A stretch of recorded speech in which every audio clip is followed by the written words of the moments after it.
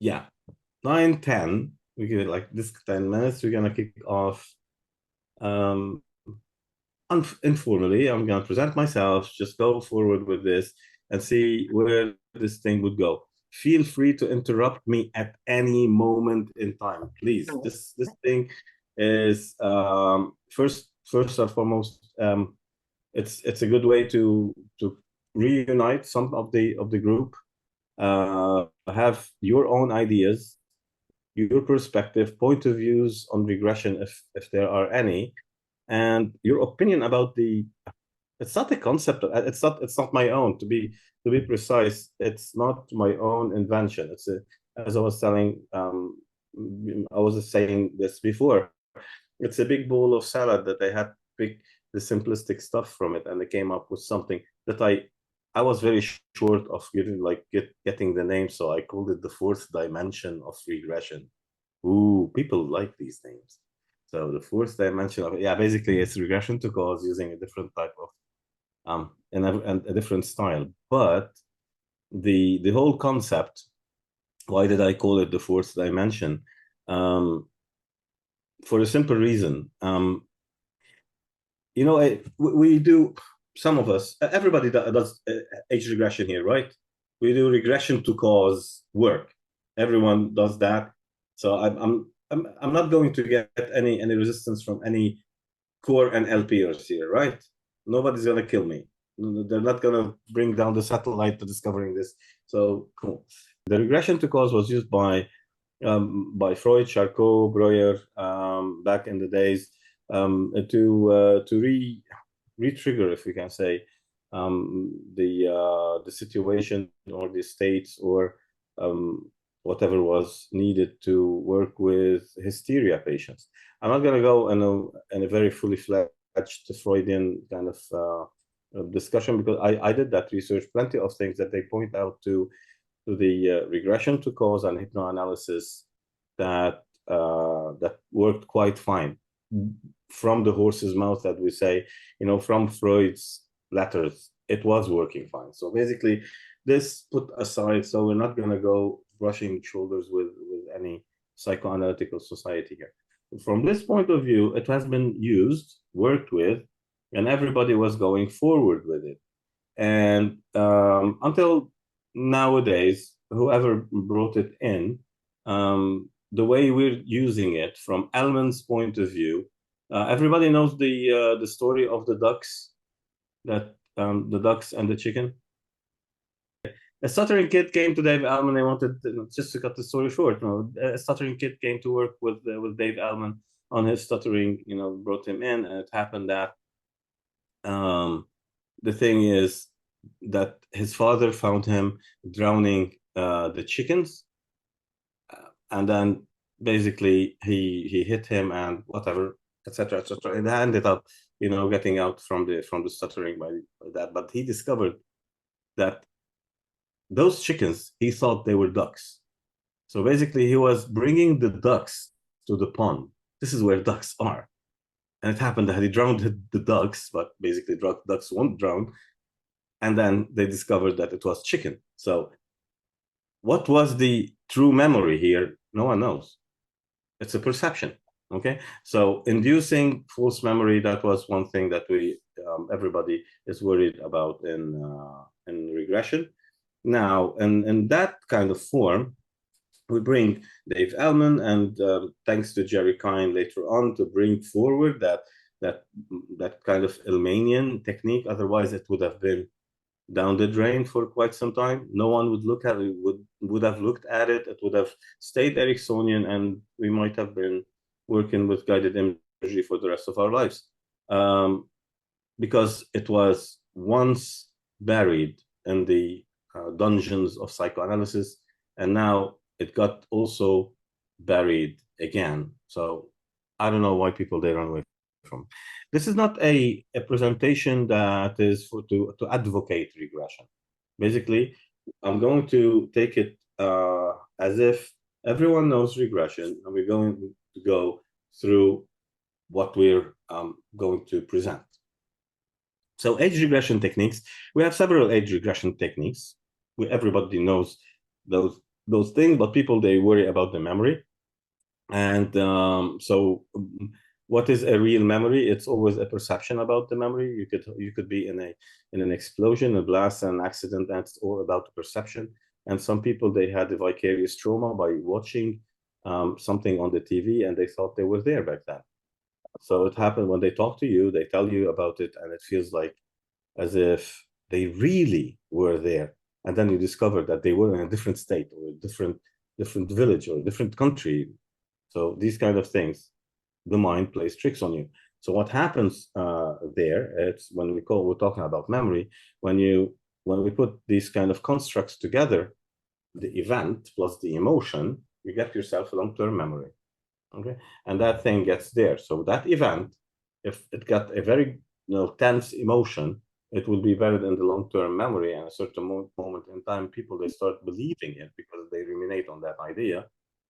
That's one part of it. Plenty of parts totally different than memory. But this thing, what we're talking about here, this is what we need regression to just really take away the emotion, and this way we will end up having an experience, because we take the emotion from the event and we are left with the event. What is the importance of this? Events happen long time ago. They could happen last week, a month ago, a year, 20 years, 50 years ago. But emotions are felt in the now. And this is where the interesting thing starts. So if the emotions are in the now, it's very easy to solve them. So now if you have a problem now in front of you, you will be able to work on it, right? Anything. You have I don't know, a faulty light bulb, or a broken phone, or whatever. It's in the now.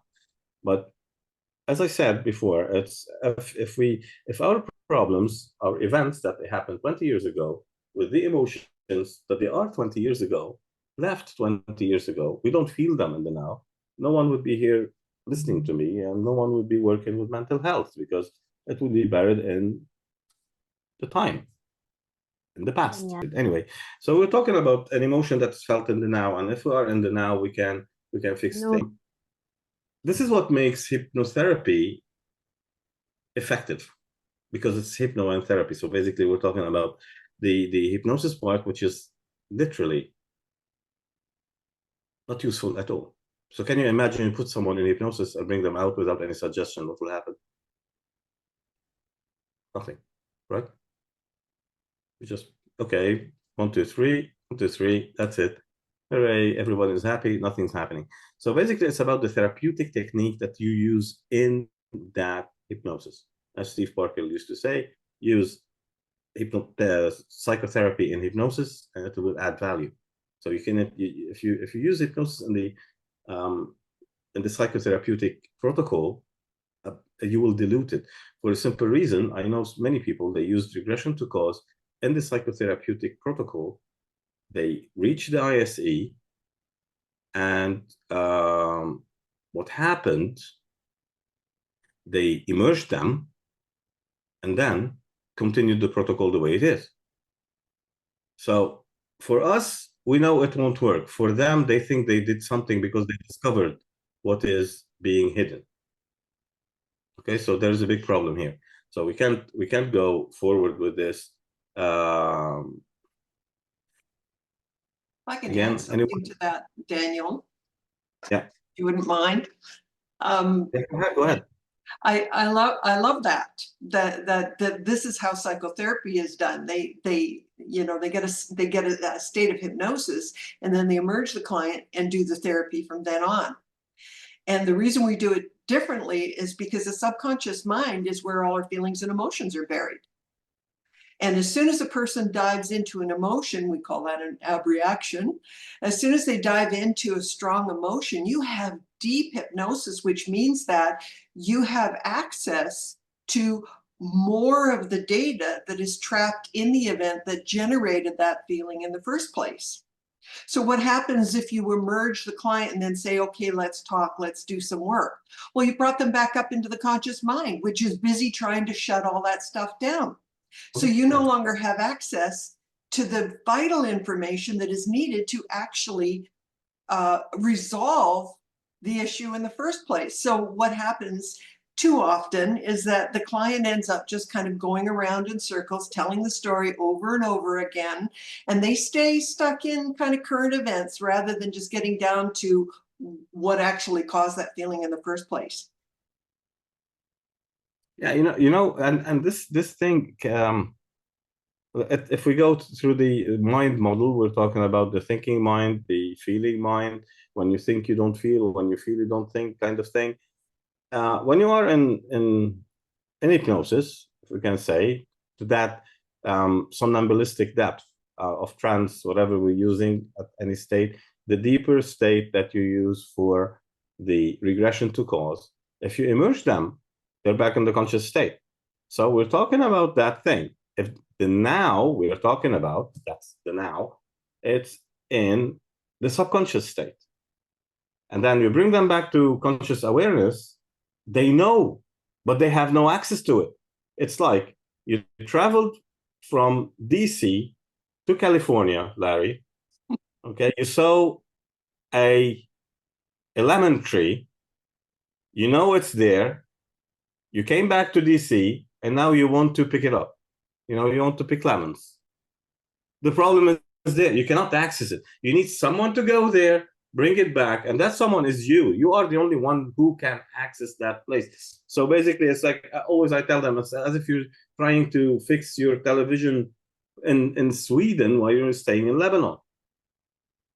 It's impossible. So there are two totally different realms, and this is people they don't understand that this thing is it's the bread and butter of the regression to cause. This is the main problem that people will face. They will say, like, regression doesn't work, because if you bring them up a notch to conscious awareness, you are losing the thread that is linking you to the subconscious mind, and you are losing the thread that is linking you to the now. And this is, I'll keep on saying the now, because the now is everything in regression to cause. Whatever is happening, this is why when we talk about it, the now, I'm going to go through that. So in regression, do we need accuracy? Literally, if you're not searching for your lost ring or finger, no, not your finger, only the ring, lost, watch or money or whatever it is, you don't need accuracy. Unless, on the other hand, if you're working with forensics, per se, you need accuracy sometimes. Okay, basic rule: you don't lead, you guide. But basically, you need accuracy.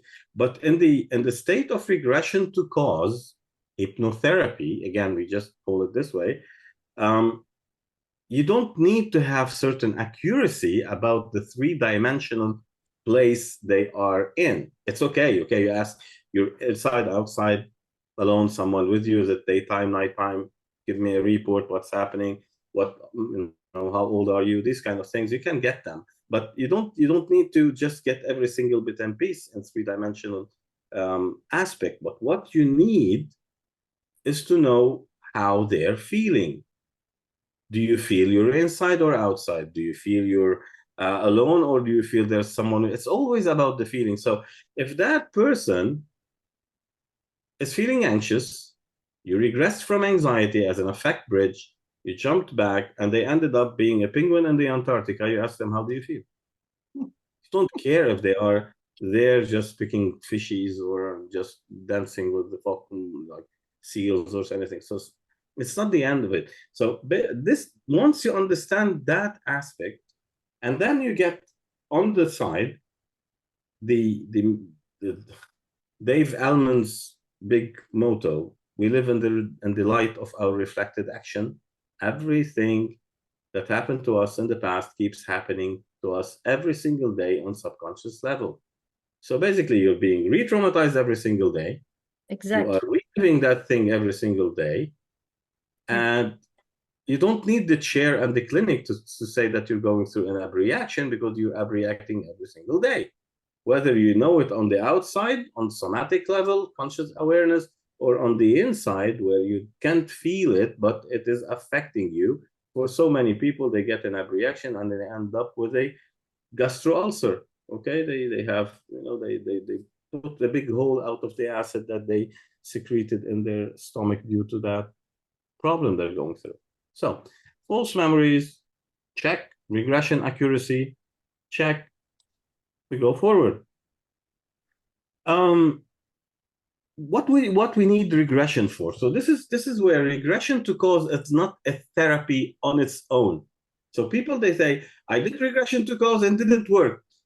Yeah, it's like you told me you brought me a box and it didn't work. It's a box. You know what? You put anything in it, put something in it, and then it ends up a hoarding box or a safety box or a time capsule.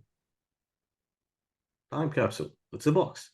What a We gift. go back and then we take what is inside that time capsule. So basically, what we're doing, we're just going there for what we call analysis. It wasn't me. It was back then, Siggy Freud and the gang. They called it hypnoanalysis. There wasn't any psychoanalysis back then. They didn't have it. Freud himself said, we owe hypnoanalysis for paving the way for psychoanalysis. It's written with all the references for the psychoanalytical. George, hi. Unaji, hi. So basically, we're talking about something that does exist. People, they've been using it.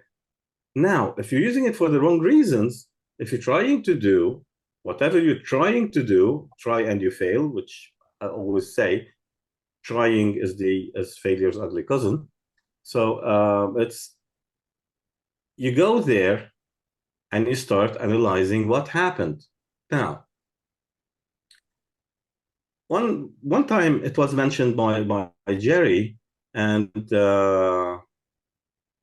always we come back to this. Amnesia lies at the root of all neurotic symptoms, and this is Sigmund Freud's words. Our duty is to uncover those hidden reasons that they are kept back in the subconscious mind deeper by yet to know methods, not verbatim anyway, this way. So yet to know methods, Jerry used to say, yet to know methods, or hypnotherapy is yet to know method. So this is why we go there to discover what is this. He didn't say we're going there to fix it. So this is the difference.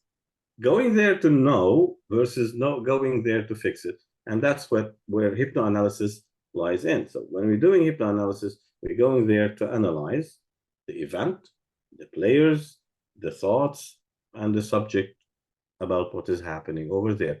Once you know, now you know the why. So are we interested in the why? Hell no. It's okay, it's fine. The person there is more interested in the why more than us. As therapists, we need to find out a how. Because knowing that, I don't know, my grandfather was raped by a tree will not fix my problem. Nothing happened there. So I know this, I know. And this is where hypnotherapy and the psychotherapy, sometimes they conflict about, if you know the why, you will find the how, or if you know the why, you have solved part of the problem. I know so many people, they know exactly what happened, but they can't untangle themselves from what's there for a simple reason. Why? Because when you think, you don't feel, and when you feel, you don't think. Your problem is in the emotional state. It's in the subconscious mind. Even though some people say, like, there's no subconscious mind. Yeah, we're gonna deal with that in that place where all the feelings are, which is disconnected from that place where all the thinking and the analytical, logical things are. So if you're using your analytical, logical, rational mind of yours, basically you will mind your own business and you will have no access to the subconscious mind or that feeling mind. So knowing the problem, why, will not grant you access to where that problem is to solve it. Now you will tell me, yeah, it will be solved. It will be solved along the timeline, maybe in a year, 2 years, maybe more. But what will happen, they will slip in that state where they are in the now. So basically in the state of a certain kind of hypnosis, but we don't call it hypnosis. and then they access and they solve it themselves. So basically, what we're saying here, we have the same goal, the same access, the same reasons, and the same solutions. What we're talking, or we're saying, we're talking different language. So again, regression to cause is a hypnoanalytical tool. It's like, when you're doing a laparoscopy or endoscopy or anything, you're just going to see, if you don't put all these scissors and lasers and whatever it is, you cannot perform an operation. If you do a PET scan or ERM or whatever, like radio imagery, you will not fix your broken leg or your sciatica. No, nothing. You will get an image of what this is what regression to cause is. You regress, you see an image of what happened, basically, and what is causing that emotion. Again, we are interested in the emotion. This is why the whole memory thing, it depends on how much you need accuracy. So it's a hypnoanalytical tool. And this is where you put hypno and therapy. So you are in hypnosis state, you're using a hypnoanalytical tool, which is regression to cause. Now it's about time to put a certain therapy. And this is where it gets diluted. Okay. The therapy, every single person that came in the hypno world, they put their back, or I don't know what, they leaned back on the walls of people that have created psychotherapeutic tools that work. We're talking about hypnotherapy. So basically, there's nothing new in hypnosis. It's those tools you are using, and those tools you are innovating, and those tools you are improving in the state of hypnosis. So this is why I'm not, this is for the name fourth dimension of regression. And what I'm going to say, many people will do something that is similar. I'm not calling that I created something, but it is putting, like, shedding the light on the aspect of regression to cause as a hypnoanalytical tool and other tools to work with from therapeutic point of view. Plenty of people, they will say, you don't need to go for the ISE to fix the problem. Okay, if it works, it works. It's not the end of the world. It's not a debatable kind of subject. If I'm going to say I always go for the ISE, this is my way. Maybe different people, they have their different ways. There's no right or wrong there. It's as long as that kind of technique resonates with you, is congruent with what you do, it's fine. You do it. We're not going to bash. No one is going to bash anyone. But the issue is, once you start talking about ISE, people, they will jump on you and they will start bashing regression to cause, while the usage of regression to cause is not being used for the right reason, for the hypnoanalytical part of it. Now, many would say that we're no psychotherapists. We don't need to go deeper into this kind of analytical stuff. We don't ask too many questions. People, they come to me so they can get the change done, and we don't take plenty of wordings, and we don't ask them lots of questions. We don't need to do that, and we reach a certain point that you don't need to do an intake form or do a pre-talk. Good, it's yours. Mine, it's totally different. It's okay. So this is the issue. But what about the psychotherapist that wants to learn hypnotherapy? Should I take away that tool from them? No. If this is the issue, if you're not a psychotherapist and you're not going to ask plenty of questions, and you're not going to use regression to cause, because like in hypnoanalysis and psychoanalysis, it's like they go piggyback on each other, and you have someone who's eager to work with it, why should you keep it away from them? If you don't want to do it, fine for me. If you want to do it, just go ahead. Don't take that gift, if we can say, from people's hands and say like, no, it doesn't work. Well, it used to work. It's still working till now. But the problem is we're becoming like dinosaurs that we're getting extinct due to all the thing that you're re-traumatizing, and you should keep it simple. And yeah, go ahead. And like if I look at it from my own perspective, 10 years from now, we will be like, I don't know, like these kind of people that they were lost in the jungle, maybe, and they were found there and raised by the wolves. Totally, it's totally. I don't know why they go through that simplifying everything, while it is even over simple to very, very, very, very high extent. It's so simple. As I say, hypnotherapy, hypnosis is so simple you can teach it in 5 minutes. Hypnotherapy, you need a lifetime to learn. So it's not that simple to go through it. Cathartic release can happen, but sometimes you don't know. You can do those regressions in so many ways. It's fine. Abreaction, every day we're having a certain abreaction. When you pull your hair, you're having abreaction. When you're scratching your neck for a simple reason, you're having an abreaction. If you have a certain sweatiness or sweaty hands or red face, it's an abreaction. So all these kind of abnormal reactions, you are reacting to a certain emotion. Now, if that is being in excess, it can be an abreaction. An abreaction doesn't have to be someone shaking in the chair in a clinic or an office. It could happen while they're sleeping. They have, so when they come to you, this is funny. Wait, listen. If they come for a panic attack, okay, you shouldn't re-traumatize the client, but they came for a panic attack because they've been panicking for the last 25 years. What is a panic attack? It's an abreaction. So, okay, wait. You stop your abreaction. I don't want to say if they have a panic attack in your office, you just close the door, run away, buy yourself an ice cream. It doesn't work like that. You have to face the truth of things. And this is the thing we do. So enough with that. Let's go forward.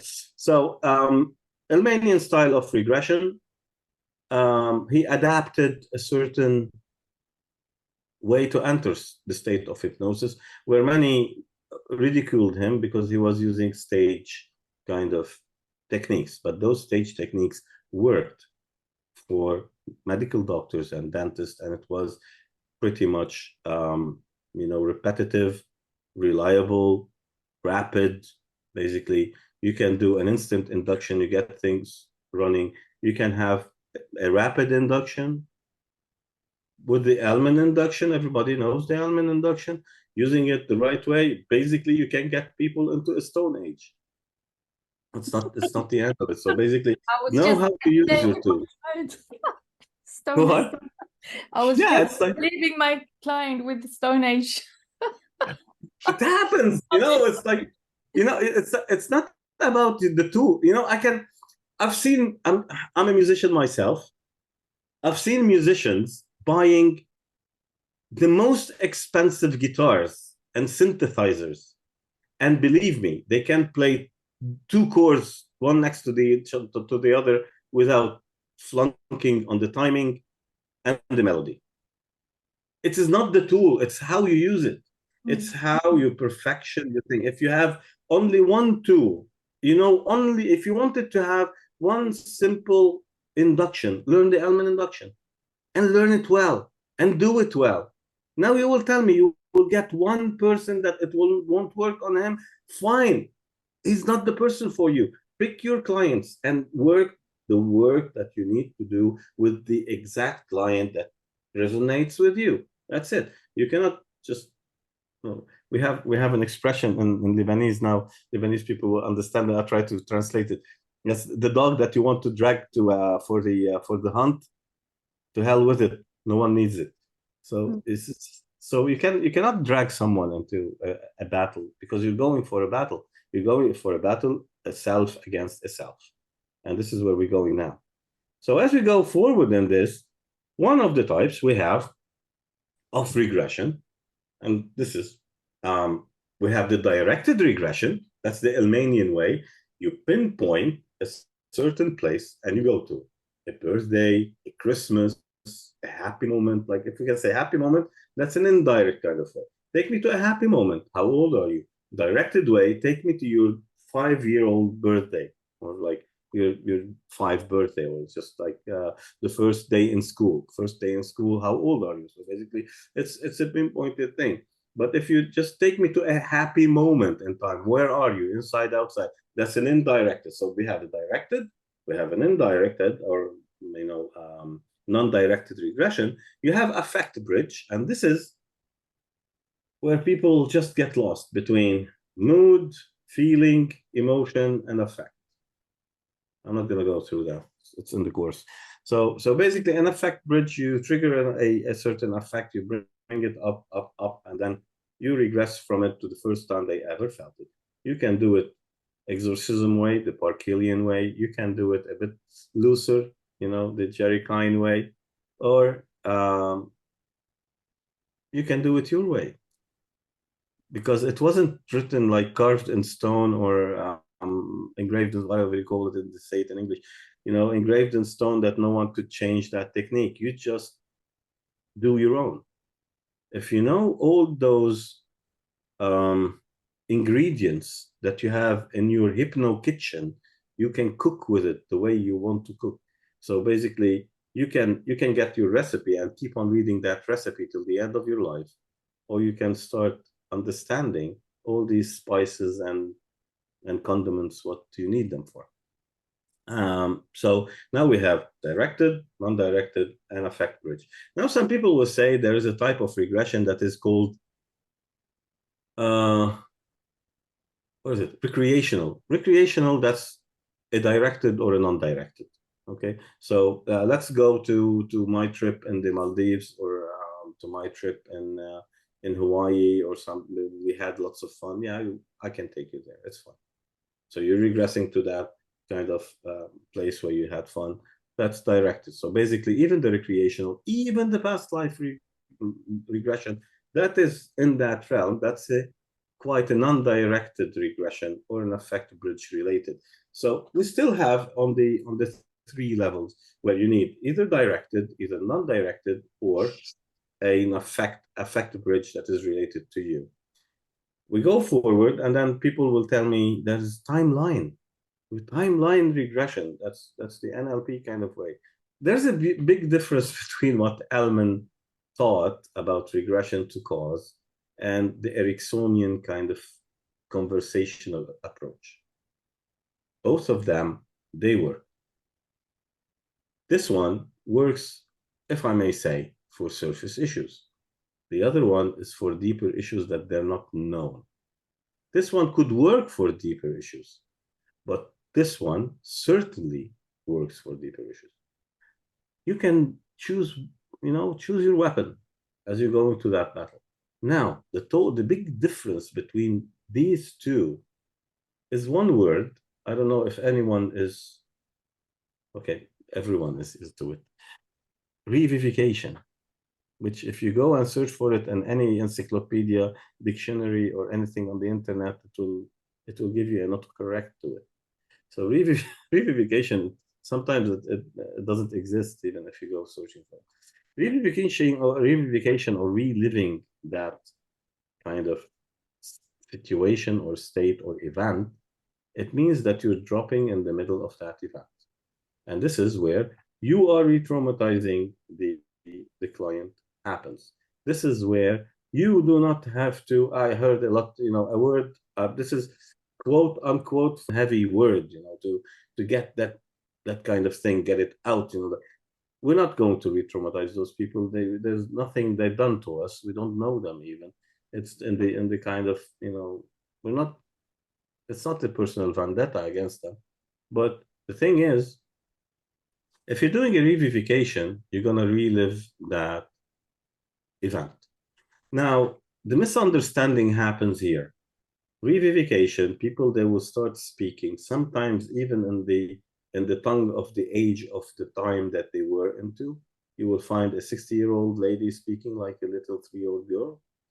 And sometimes you will find them, reacting to the events that are happening effectively because they are reliving them.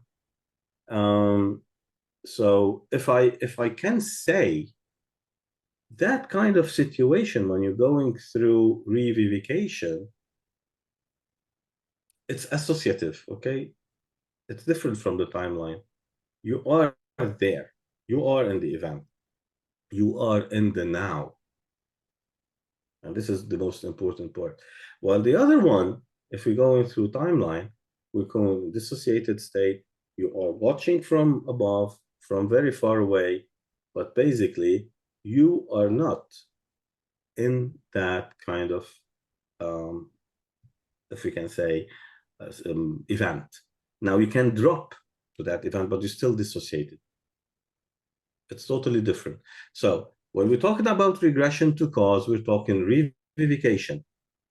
When we're talking timeline, we're not talking revivication, we're talking dissociative kind of way. Some people, they do abreact in timeline. Some people, they do abreact in the induction. Now, I will tell you one thing. Many people, you just regress before the regression. You have the intention of regressing them or just reading them a pattern or script about how to feel good.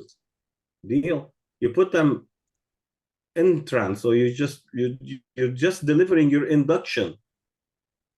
You're counting, I'm going to count from 10 down to 1, you know, you double that physical reaction every count, 10 going deeper and deeper, relax, 9 drifting deeper and deeper, 8 you're doing great, just continue doing that, 7 every muscle, every nerve, every cell, every fiber in your body continue to go relax and relax. 6 you just okay, you can't stop it, don't go into trance now. So you arrive to 6 and you see them like still in the induction. What should you do here? Was it an intentional abreaction? Hell no.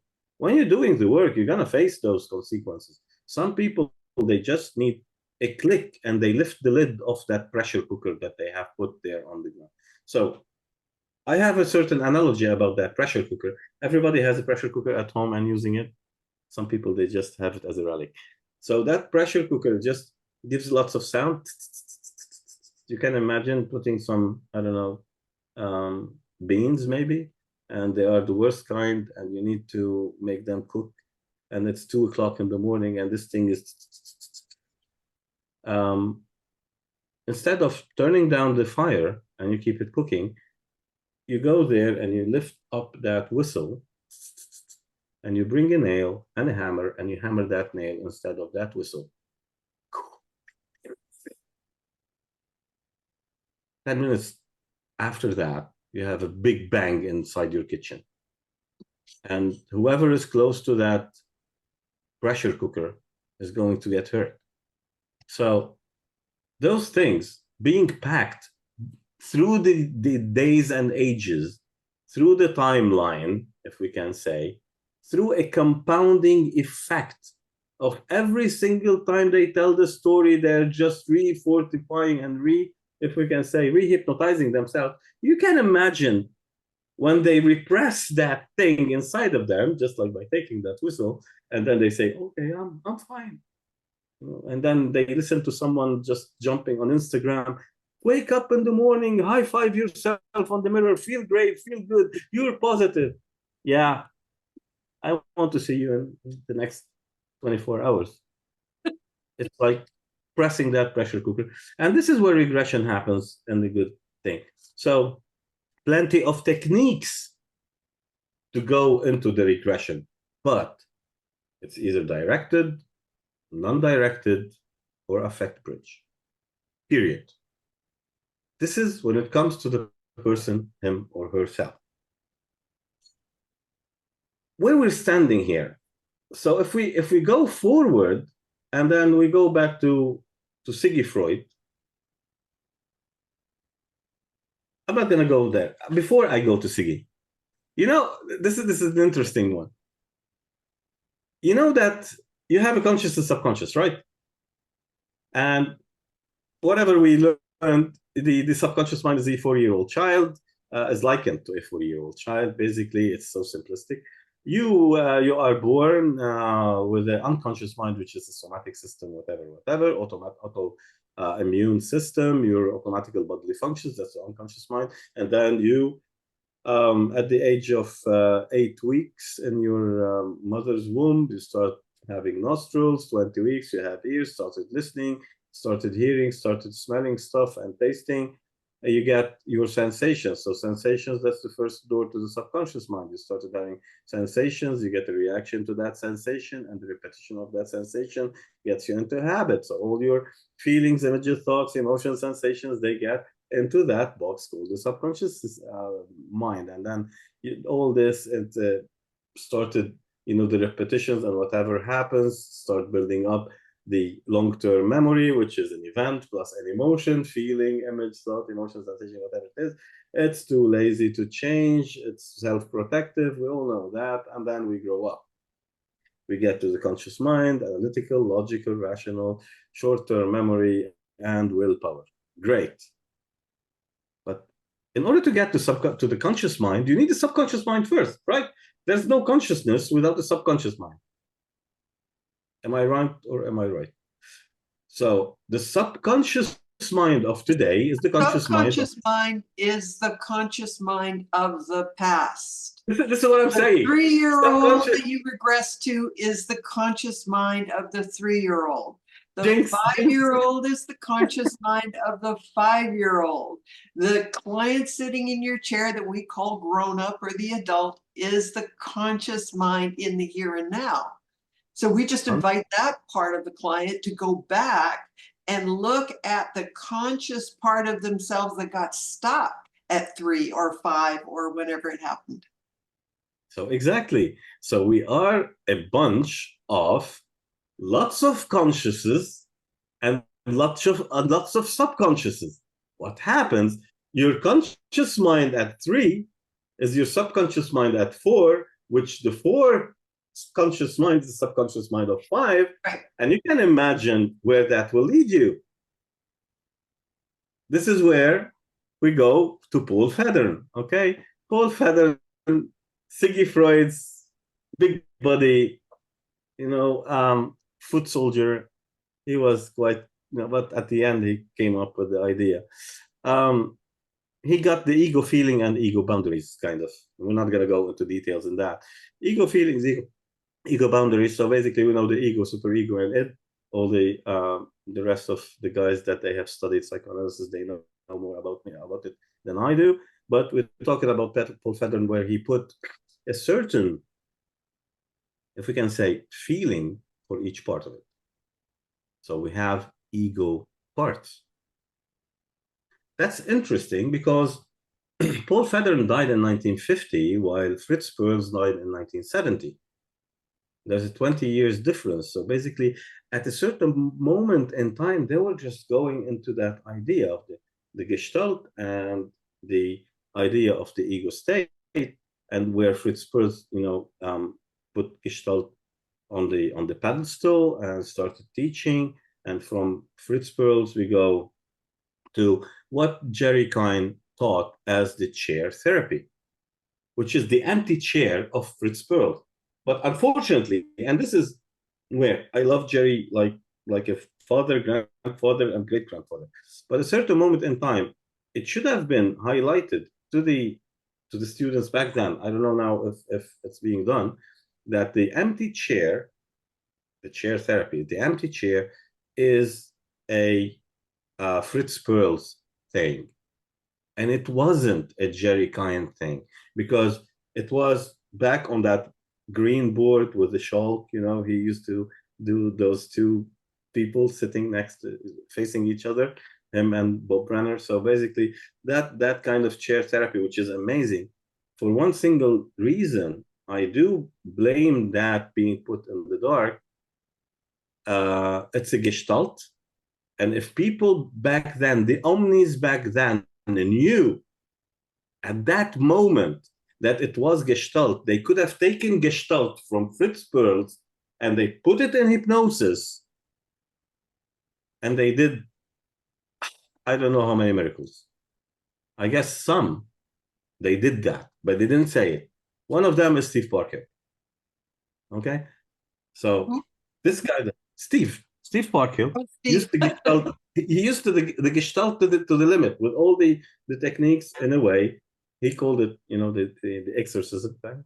So, and this is why it worked, because once you understand the concept of those techniques and how you apply them in the state of hypnosis, basically it becomes what Charlie Tebbutt called it, miracle on demand.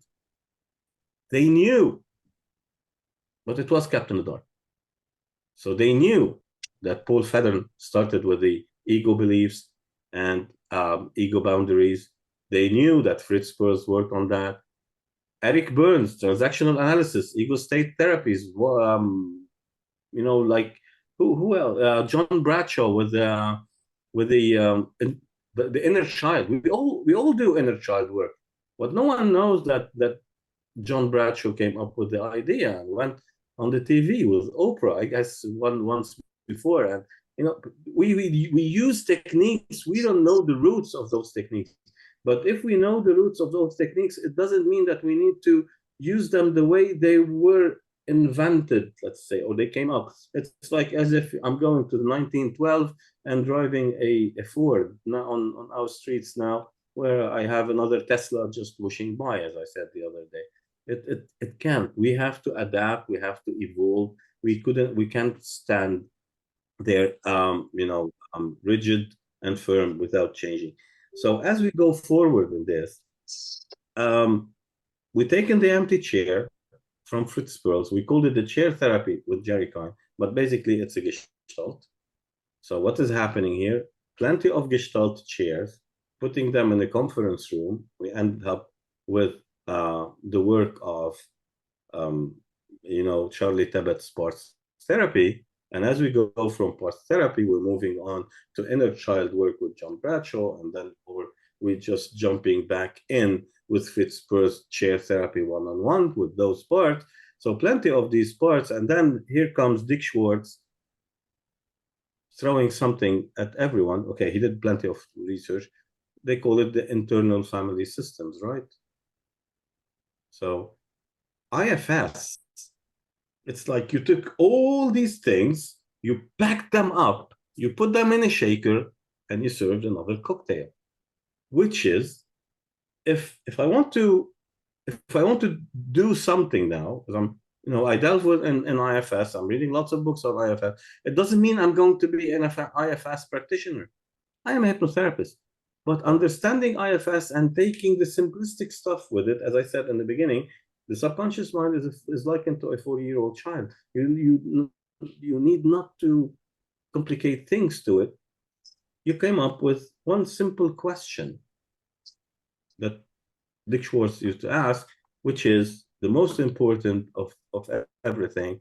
It's like when you look at that part of you and you ask it, how old do you think I am? So how old do you think I am? So at a certain moment in time, every single one of us, if we look at a certain part in us and we ask it, how old do you think I am? Some parts will say, I think you're 16 or 12 or 8 or 2 or 3. It depends where and when that part came. And this is what happens in this when it comes to IFS. Now, there's something that wasn't quite okay.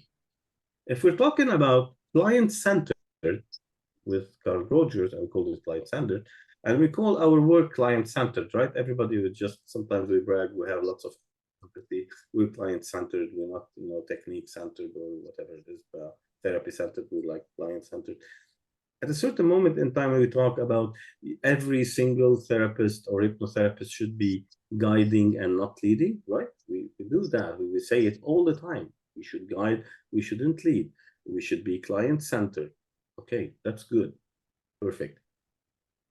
What happens when we get a certain part in part therapy and we say to that part, like we were taught, you're the angry part. Yeah, but you're not the angry part. You're the part that wants all the freedom or all the fairness, this and that. Let's give you another job description. We didn't even ask the permission of that poor part that has been in the dark for a long time. No one was listening to it. And the moment he found someone to listen to it, here comes Mr. Therapist to dictate what should I do. And this is what was happening with Charlie Tebbutt. Roy Hunter saw that. And he said, no. He wasn't indoctrinated by the whole thing. And he said, no, it shouldn't be done like that. It should be left to that part to decide what should it do. Dick Schwartz, same thing. It should be left. So if we're having rules, we're talking about client-centered, we shouldn't lead, we should guide. And we leave the freedom for those parts to come in clean. We have the release and do the forgiveness work. It has to be done on, permissively. We shouldn't be dictating what will happen. So in this case, this is what goes here on the fourth dimension of regression. So we have non-directed, directed, affect bridge. And that fourth dimension is regressing the part, not the person. Back then, we were working on the person. What happens when you regress the part, the self will start speaking. At a certain moment in time, you regress the part, okay? We're not regressing the self to the time where the part came. We're regressing the part itself. So if that client is worried about going there, you're not going there, you're staying here. We're just dissociating the part from, anyway, it was dissociated all the time. So we're not re-traumatizing. It has been traumatized all the time. So we're not, what would happen? So if we take that part and we regress that part there, what will happen? The self will be there, but at a certain moment in time. The self will be there at a different age. And that part will tell you what's happening. I'm here to do this and that, but they're not listening to me. I'm shouting to him. So this is what I will do my whole life. I will keep on shouting to him until he listens to me. And then you can do that. Okay. Now you have your chance. What can you do to help him? Is that okay with you? We just switched the roles. It's a whole total paradigm shift of approach when it comes to whatever is happening. So I didn't invent IFS. I didn't invent parts therapy. I didn't invent the regression to cause. I didn't invent the regression of the part. I'm just giving an idea. So if you have plenty of ideas here and comments, they're so welcome, every single one of them, to improve something that first people will not say, you're re-traumatizing. No, we're not going to re-traumatize anyone. It's okay. I will do that for you. But if you're afraid of that, you can use this. It's very close to the timeline kind of way, quite close to NLP. It's understandable from Paul's point of view. It can be practiced by IFS practitioners if they know how to put someone in trance. It can be used by psychoanalysts, and it can be used by psychotherapists for therapy. It's a very simple thing to do. You can go forward with it. Now, I gave this. There's plenty of things for people to learn in order to know how to put someone in deep somnambulistic state, how to react when there is a reaction, how to deal with the client in the chair when you have to do it, how to do the follow-up, how to do the testing. That is a totally different thing. That you will get it in a training course, by mentoring. It depends on how you want to. Now comes the advert to contact me for that. Other than that, it's up to you to improve your performance, improve your ways, of working, and make sure that there's nothing, absolutely nothing, that is impossible when you're doing something that you love, and don't lose your passion for it. So those were my tidbits. If anyone has to say anything, you could just flip your mic on and start shouting. It was great, Daniel. Thank you. Thank you. Thank you. Oh, can you share again your 9-word? Yeah. how to bring someone out of Oh, an okay. abreaction. I did look at I love that. hypnosis, regression, trance, hypnotherapy. Yeah. Verification. Okay. Thank you, Wendy. Exactly. Yes, said Gestalt. Of course, because Fritz Perls was fresh back in that time. But Gestalt should be taught to every single person. The problem with Gestalt, it's based on a client per client basis. Is qualitative rather than quantitative. You cannot put it in a framework where you can have the techniques, but it won't work the same. It's just same thing as hypnotherapy. This simple thing that is happening. You put two black sheeps of the family together, and you get the best thing out of them. That's where, if we can say, two wrongs makes a right. If Gestalt is just looked at, and belittled by the psychology realm, and regression to cause is belittled by and vilified by the hypnotherapy realm, put them together, Gestalt and hypnoanalysis, which is regression to cause, you will have miracles.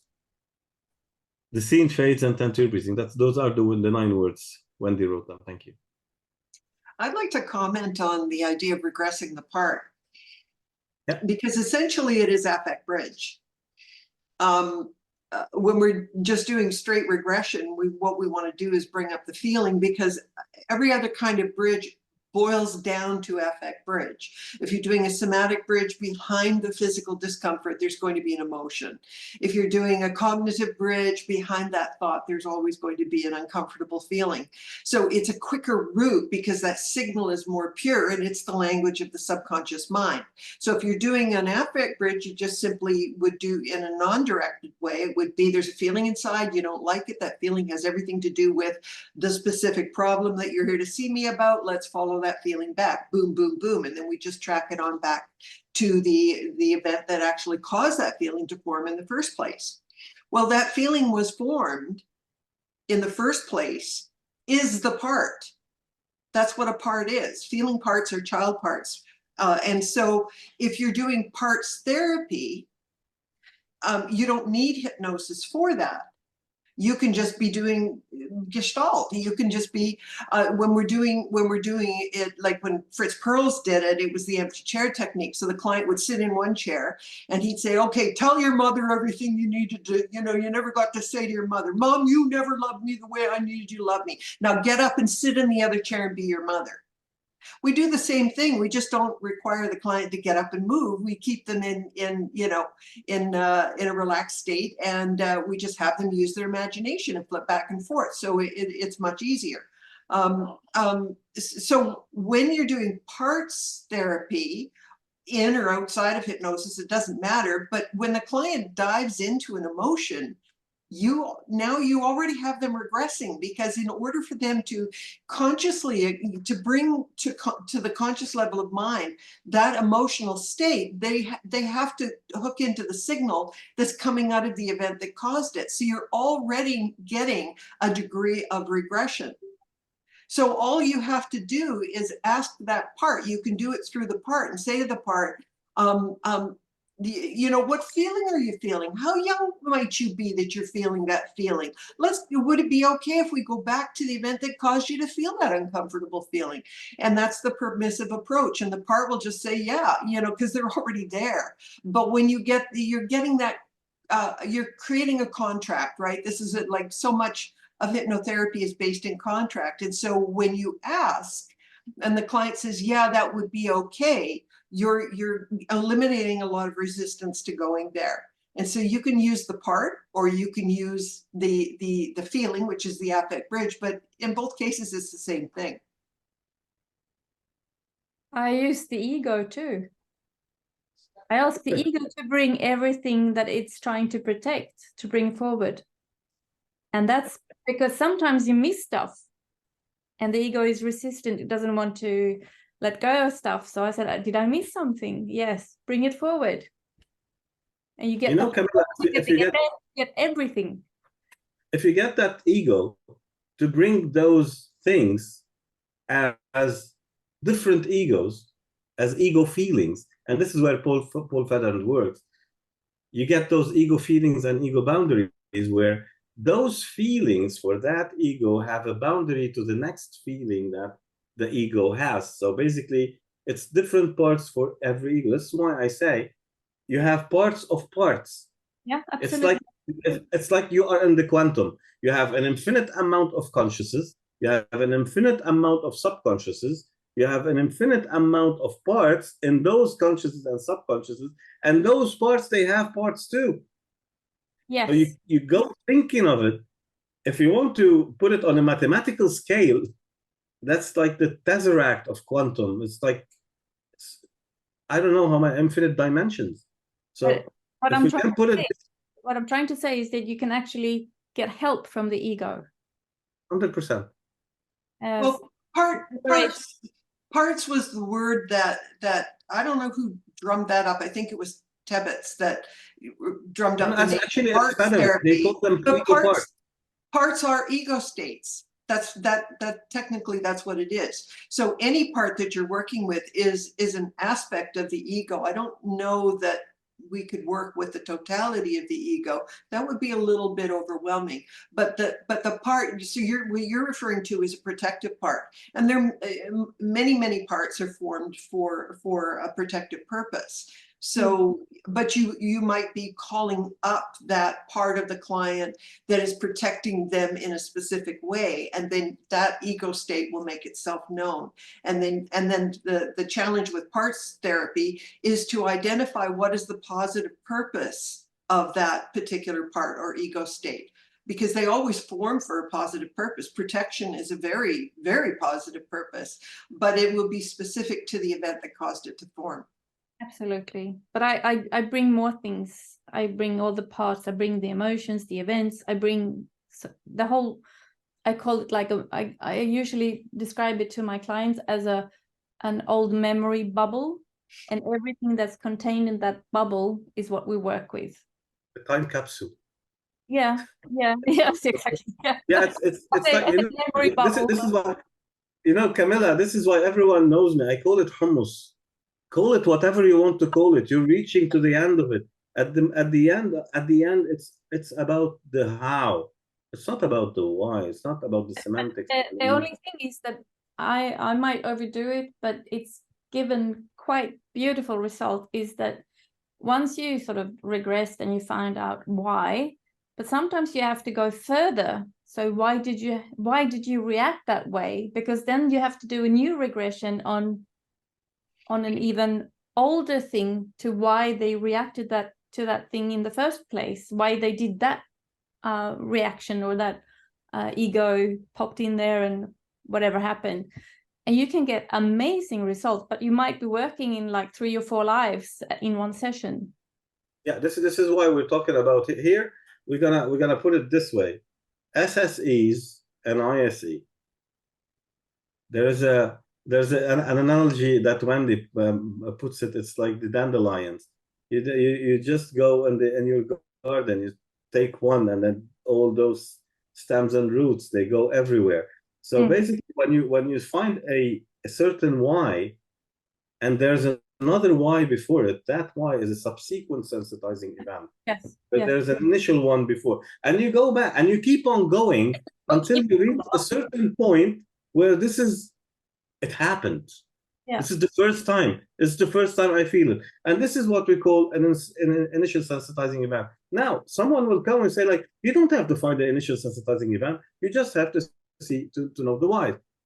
Whatever name it is, again, hummus, we're going there to client-centered therapy, and which is amazing. You know, you're getting results.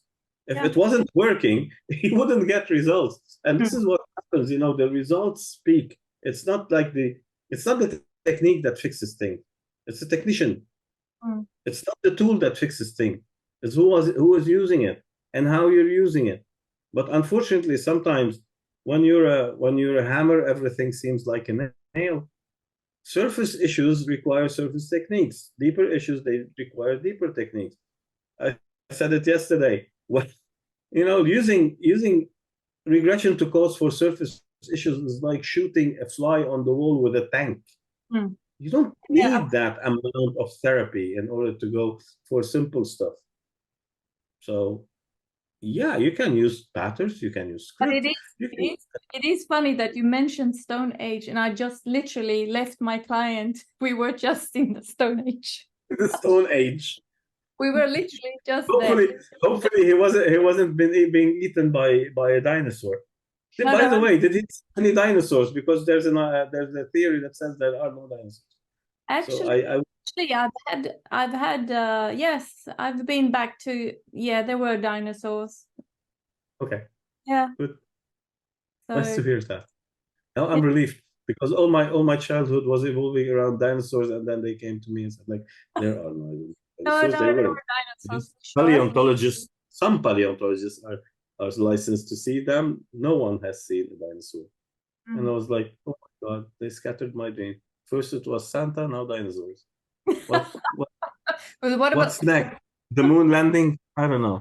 Tooth Fairy? This is hypnosis. You can imagine they've been priming you your whole life for these kind of things until people started. Marketing is hypnosis. Sales is hypnosis. As you know, Ines Simpson says, hypnosis everywhere. It is.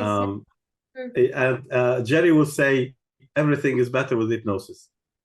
Everything is better with hummus. So basically, we hummusologists, we salute you, and we say, keep on digging, keep on good work, and God bless you all. Thank you for an amazing night. Anyone has any more questions? Yeah. When are you going to make specialized training for the parts? Specialized training in the parts. We can kick off. Yeah. We're thinking about training in very February. interesting, and it needs its own training, right? Wallah. The problem is, okay, I'm a very, when it comes to giving credit, I'm a very strict on that. If I go on training people in parts therapy, I would leave that to Roy. Okay, you want to take parts therapy, you go train with Roy. I wouldn't say I'm gonna train people with parts therapy. It could be, the parts therapy as a parts therapy. We're talking about Gestalt and hypnotherapy. No one would contest that. No, Fritz Perls won't come and kill me.